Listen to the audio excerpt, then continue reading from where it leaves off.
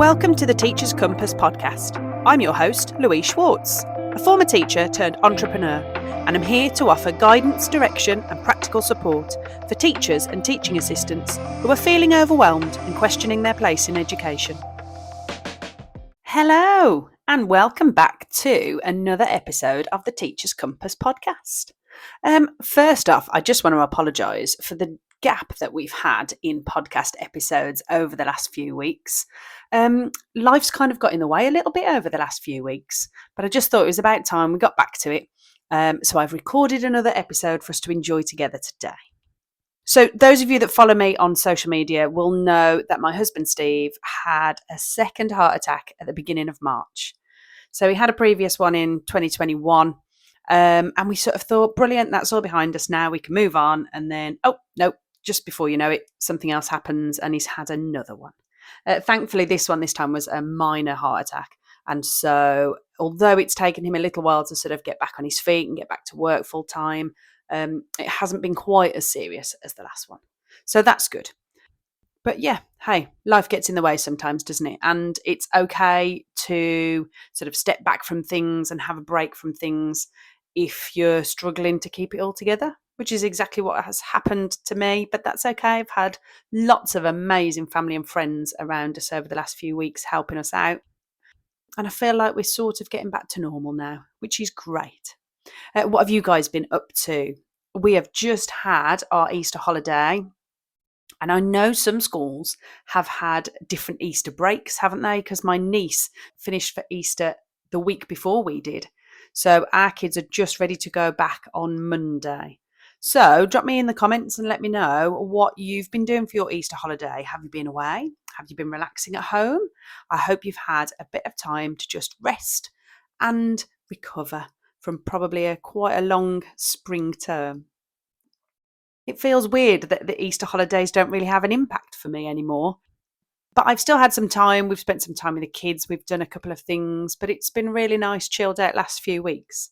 I've been taking some time to do things for myself. So now my kids are getting a little bit older and they don't really need me quite as much. I've been able to have some time to do things for me, which has been fantastic.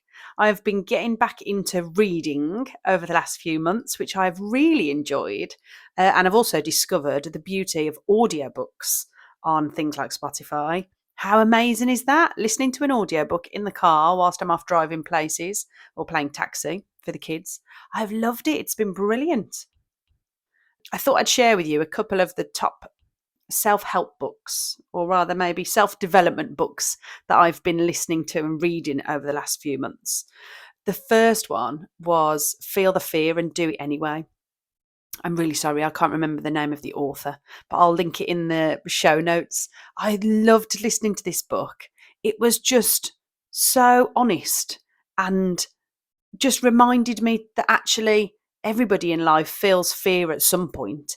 And sometimes doing things that we're unsure of or we've never done before can be really scary. And maybe as adults, we expect that fear should be easy to conquer. And actually, I think as we get older, maybe that fear is harder to overcome. As kids, we tend to just sort of take things in our stride and get on with stuff a little bit more. And then as we get older, we tend to overthink everything and worry about things that haven't even happened yet. Yeah, that was a really good book for me to listen to because it really just helped me remember that fear is always going to be there. That fear of the unknown always follows you around. But actually, you just got to get on and do it sometimes, haven't you? And then that sense of achievement when you have done something. Yeah, I love it. It's been really inspiring, that one for me. I really love it. Another book that I've really enjoyed listening to, I think I listened to most of this in the car, is the new book by Mel Robbins, the Let Them.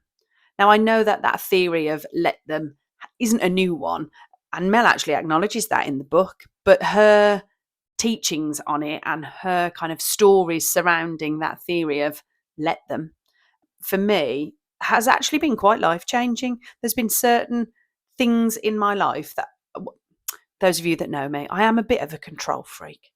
And there's certain things in my life that if I haven't been able to control something, it's felt scary and a little bit frustrating, and sometimes it's made me quite annoyed and angry. But actually, listening to some of the scenarios in the book that Mel talks about, I sort of thought, oh yeah, that's me. Oh yeah, that's me. And it really has made me think that actually I need to have less control over what's happening and just go with the flow a little bit more. So I think listening to that, especially at this time while Steve's been recovering and we've been sort of adapting to doing things slightly differently at home and slowing down a little bit, actually, that idea of just letting people do whatever makes them happy and whatever they want to do is brilliant because it's given me a sense of relief because I can do things my way and let other people do things their way. So, yeah. If you haven't already listened or read either of those books, I would definitely suggest they are a great read, especially as we head into that sort of summer term where things can get a little bit frantic with exams, the SATs and GCSEs and things like that are coming up. That sort of inner peace, oh, it's priceless. Now, I've also been working really hard in the background trying to get things in place for my new Teachers Compass staff room events. And I am so excited that we have got the launch party on Monday. So if you live near to me in Staffordshire and you want to come along to the launch party, go and check out the website because all the details are on there. Oh, that's something else that I've been working on as well. I don't think I've told you about that. I have been building a website. So not one for, outsourcing. I like to do these things myself, little Miss Independent. I thought, right, I'm going to teach myself how to build a website and I'm going to make it work. And although it's taken me maybe 3-4 weeks, maybe 5, I've got there in the end and I'm quite proud of myself. I've built the teacherscompass.com website. So please go and have a look. It details all of the staff room locations that we've got. Hopefully there's going to be some more to come. If you're listening to this and think, I don't live anywhere near you, Louise, but you would like to set up a Teachers Compass staff room in your area, then get in touch because my goal is to have a staff room event in every town in the country. Wouldn't that be amazing if we could connect all the teachers in their local area and have people be able to go to somewhere where people understand what you're going through, where you can talk to other teachers who get it. That is my goal. We're bringing back the staff room, getting these teachers together, and we're going to be better for it because talking, I've said this before, but talking is definitely the best therapy. So this is my goal. I want to have a staff room in every town in the country, maybe even the world. Let's take over the world. Why not? Let's do it. But just build community groups where teachers can just get together and support each other. I think that's definitely something that we really need. So I'm on a mission. Let's go with it. So if you're free on Monday night and you fancy coming to the launch party, it is taking place at the Toby Carvery on the A5 on Monday night at 6:30. So get in touch or have a look on the website and you can find out all about it. If you don't live anywhere near me and there isn't a staff room location anywhere near you, well, then we also have the online membership. So you can come along and join the online group. We do a weekly call on a Sunday and have a chat with each other and kind of just set ourselves up for the week so that we can feel positive and happy and go into that classroom with a mindset of positivity, which is only going to benefit those kids that we teach. So I am super excited about the Teacher's Compass. I think we have got lots and lots of things to look forward to over the next few months. And there's going to be so many things that I'm going to hopefully bring to you in the coming months. So watch this space. I'm really excited that I've been working on a secret project with a local school as well. We've been, I can't say too much about it because it is secret. But I've been going into school and meeting some of the teachers and finding out what I can help them with and how we can sort of work through this project together. And I'm really excited that I get to go into their school the week after next. I can't tell you what I'm going to do, but it's really exciting. Having been out of the classroom for 12 months, I sort of thought, yep, I'm done and dusted. I don't ever want to go back into a school ever again. But actually, working on this project with some friends and sort of chatting with the head teacher and meeting some of the children when I popped into school the other week, actually, it was really lovely to be back in a school environment again, but just doing the fun stuff. So yeah, I might see if I can set up some more of these secret projects because it's been really fun. I've really enjoyed it. Actually, I was chatting with a friend that texted me about this secret project, and we were talking about the last time that we'd messaged each other. Honestly, it's been so long. I think she said it was 2021 was the last time we were messaging each other. And in one of my messages, I'd put to her, I just need a job where I don't have a boss and I can do my own thing and I don't have to be told what to do all the time. So it's taken me 4 years, but I actually feel like that I'm finally there. I'm my own boss. I decide my own day, what I'm going to do when, and how that's going to look. And it's incredible to think that just 4 years ago, that was something that I was hoping for, wishing for, and didn't really have an idea of how to work towards it. But I guess that's what I've managed to do. So even though that's been quite a long time, 4 years, I feel like I'm finally getting there. I feel like I've achieved a lot over the last 12 months, especially. And it's really nice to look back and think, wow, that was something that I always really wanted to do, work for myself and run my own business. And I'm finally doing it. It's so exciting. Maybe as teachers, we actually are more than capable of achieving anything we want to if we put our mind to it. We tell that to the children all the time, don't we? But maybe as adults, we forget that we're capable too. And we can learn new things and we can pick up new skills. And if you put your mind to it, you can do anything you want to. It's amazing in this business world how many people I've met who are ex teachers that have gone on to set up their own businesses or work with other businesses. But yeah, that have stepped out of the classroom and completely changed their career and gone in a totally different direction because that was something that they thought, yeah, I fancy giving that a go.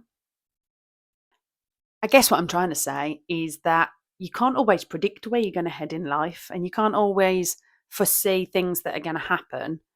But actually, life's quite fun, isn't it? If you take each day as it comes and keep working towards things that you want, then eventually you'll get there.